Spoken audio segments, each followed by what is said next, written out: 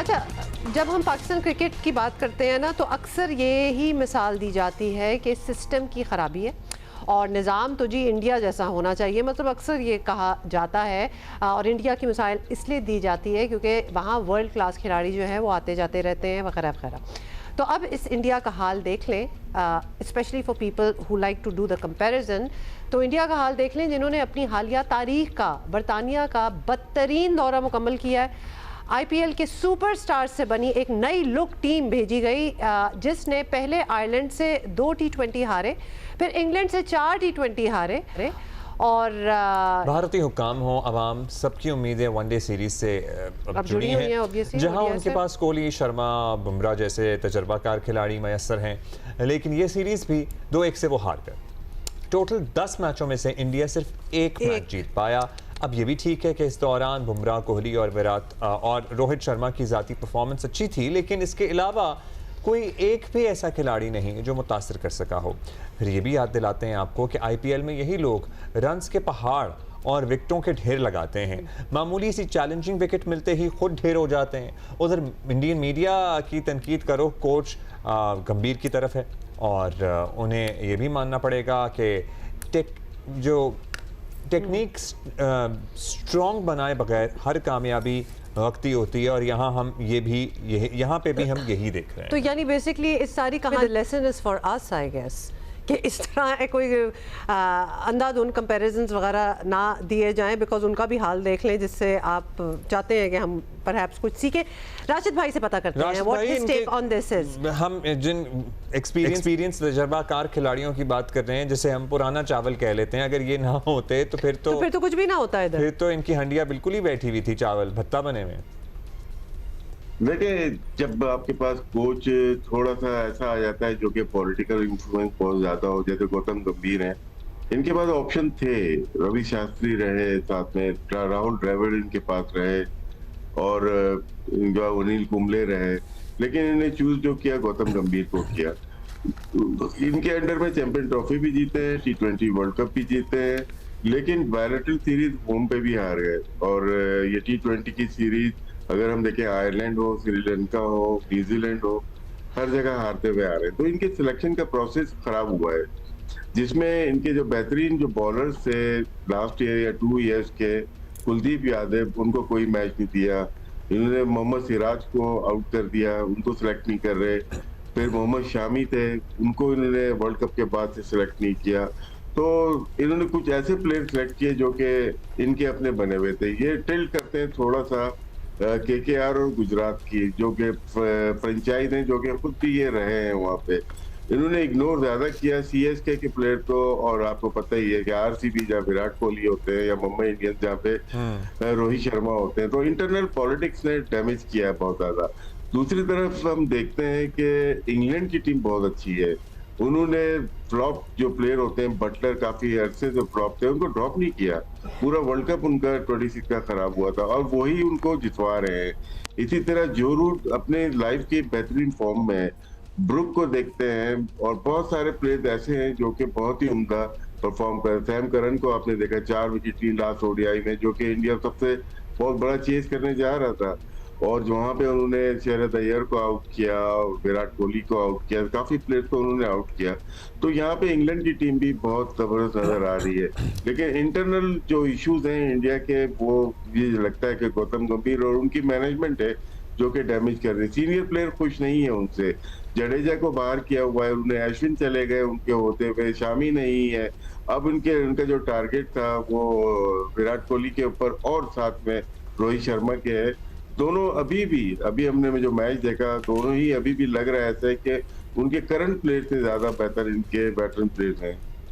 अच्छा, इन्फ्लुएंस की बात कर रहे हैं ना, इनका सिलेक्शन कमेटी का भी तो पूरा सेटअप होता है। अजीत अगारकर हैं, मतलब और भी लोग हैं, सो वो सभी इन्फ्लुएंस्ड हैं या ये ऊपर से इन्फ्लुएंस आ रहा है कहीं से? देखिए, पॉलिटिकल इन्फ्लुएंस होता है अगर, क्योंकि ये एमएलए रहे बीजेपी के, तो काफी इन्फ्लुएंस हो जाता है। अजीत अगारकर वैसे भी एक जो उनको बोलता है वो उस तरह से करते हैं, उनके सिस्टम में फिट है, वो ऐसे चीफ सिलेक्टर हैं।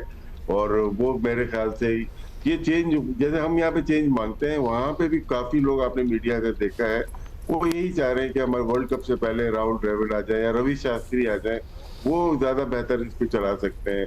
तो इन्फ्लुएंस तो हो जाता है जहाँ जहाँ पे भी। देखिए जो क्रिकेट अथॉरिटी होती है, अगर वहां पे उन्होंने एक टास्क दे दिया है तो निचले के लोग उसको पूरा करते हैं ना। तो जो रिपोर्ट होती है या सारी चीजें बेहतर करने के लिए नीचे डायरेक्टर लेवल के ऊपर ठीक की जाती है, तो वो शायद वहां पे भी इन्फ्लुएंस बहुत ज्यादा है। और ये इन्फ्लुएंस आईसीसी तक जा चुका है जेशा की सूरत में, जिसकी वजह से हमने कितने एक प्रोग्राम इंडिया पाकिस्तान के बारे में कर दिए। वजह यही है कि उनके जो इन्फ्लुएंस लोग हैं वो बीसीसीआई में भी हैं और आईसीसी में। अच्छा राशिद भाई, ये भी फिनोमेना समझा दें, क्योंकि अगर जब हम देखते हैं इंडिया की परफॉर्मेंस इन वर्ल्ड इवेंट्स में उनकी परफॉर्मेंस काफ़ी अच्छी होती है। मैंने लॉट ऑफ द टाइम्स वो काफ़ी अनडिफीटेड भी रहते हैं, लेकिन जब बायलैटरल टूर्नामेंट्स होते हैं तो उसमें थोड़ा सा ये बैठ जाते हैं। तब चेंजेस करने की उनको ज़रूरत होती है, बिकॉज अदरवाइज वही टीमें इवेंट्स में कुछ और कर रही होती हैं परफॉर्मेंस। क्या होता है ऐसा? उसमें भी देखें, जो मेन जो सीरीज थी न्यूजीलैंड की होम सीरीज 1.5 साल पहले हुई थी, 3-0 हार गए थे।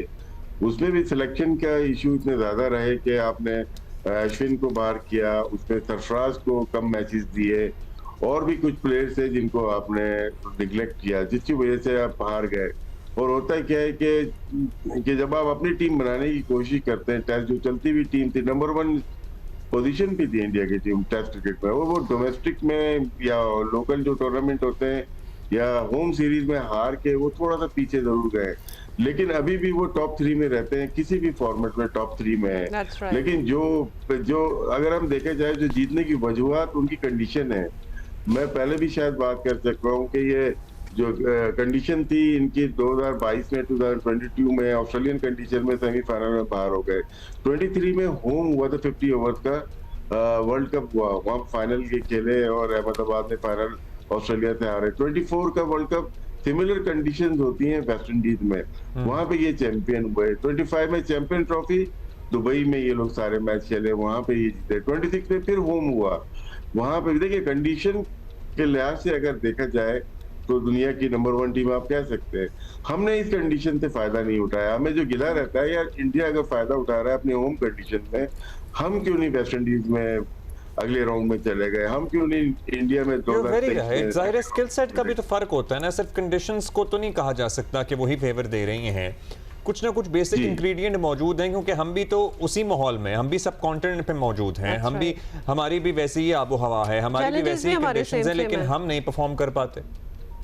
स्किल सेट की जो बात की आपने, वाकई में बहुत आगे हैं कुछ प्लेयर्स उनके, जो कि पूरी टीम को लेके चल रहे हैं। सीनियर प्लेयर अगर टीम को लेके चल रहा होता है तो उनके स्पिन डिपार्टमेंट देखें, अगर होम कंडीशन में अगर जडेजा खेल रहा है, साथ में कुलदीप यादव है, तो वो ही टीम को लेके चले जाते हैं। पेसर में जसप्रीत बुमराह वो अपनी जिम्मेदारी लेते हैं, बैटिंग में विराट कोहली हो जाए, रोहित शर्मा हो जाए, शहरज अय्यर अपनी जिम्मेदारी लेते हैं, केएल राहुल हो जाए, तो वो स्किल सेट भी है और जो जिम्मेदारी लेने की बात है वो पूरी लेते हैं। शायद हमारे जो सीनियर प्लेयर हैं, जो कि वर्ल्ड क्लास प्लेयर समझे जाते हैं, उन्होंने अपना हक अदा नहीं किया पाकिस्तान क्रिकेट के साथ। अच्छा, what about internal politics Rashid भाई, क्योंकि वहाँ हमने प्लेयर पावर जो है वहाँ वो चाहते भी नहीं है, अगर उनको कप्तानी से हटा दिया जाए तो उनकी परफॉर्मेंस इस तरह इफेक्ट नहीं होती, वो उसी तरह ज़बरदस्त तरीके से परफॉर्म भी कर रहे होते हैं। हमारे यहाँ उल्टा हिसाब किताब हो जाता है, परफॉर्मेंस भी डाउन जाती है, इंटरनल कॉन्फ्लिक्ट्स भी हो जाते हैं। देखिए सेटअप कराया जाता है आपको सिस्टम में। अब उनकी 10 फ्रेंचाइज हैं, उनके 10 के 10 जो कैप्टन थे कोई भी टीम का हिस्सा नहीं थे। इनकी जो T20 की मेन टीम है उनका प्लेयर ही नहीं था। अगर आप देखें कि बहुत सारे प्लेयर ऐसे हैं जो कि कप्तान वहां पे थे और वहां पे वो नहीं थे, तो इंटरनल पॉलिटिक्स शायद वहां पे एक जो हम सुन सकते हैं, देख सकते हैं, कास्ट बेस पे हो सकती है, वो हुई है पास्ट में।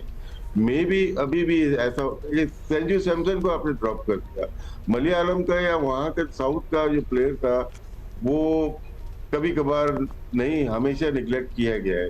तो ये आप कह सकते हैं कि कास्ट सिस्टम के ऊपर डिपेंड बहुत ज्यादा कभी कभार करता है, स्पेशली गौतम गंभीर। बाकी जो हमने देखे हैं जो कोचिज आए हैं उन्होंने ये चीज नहीं की, क्योंकि राहुल द्रविड़ भी साउथ के थे, मुंबई के थे, आपके रवि शास्त्री थे, इन्होंने टीम को बहुत अच्छा, ये लोग बहुत अच्छी टीम को लेके गए, क्योंकि अंडर 19 लेवल से लेके इंडिया ए के पास इंडियन टीम, तो ये अच्छे तरीके से, इसी वजह से इनकी एक नहीं कि 2-3 टीमें बन सकती थी, आज इनसे एक टीम नहीं बन पा रही। जब इतना भी एक और वो गंगोली, सौरव गांगुली जो हैं वो ज़ाहिर है उनका भी बड़ा किरदार रहा है पूरे सिस्टम को बनाने में। सौरव गंगुली एक देखें, बंगाल के जो जितने प्लेयर्स होते हैं, चाहे वो ना ज्यादा लीडरशिप क्वालिटीज बहुत होती है। पॉलिटिक्स में भी देखें, वेस्ट क्रिकेट में भी देखें, इन्होंने खुद पिक किए थे प्लेयर्स और वो सिर्फ सेलेक्टर्स पे डिपेंड नहीं करता था। कोई उनको बताता है कि MS धोनी झारखंड से खेल रहा है, इसको प्लेयर को देखना, ये फर्स्ट क्लास में अच्छा कर रहा है। उसने एक ही दफा देखा और इंडियन टीम में वो लेके आ गया।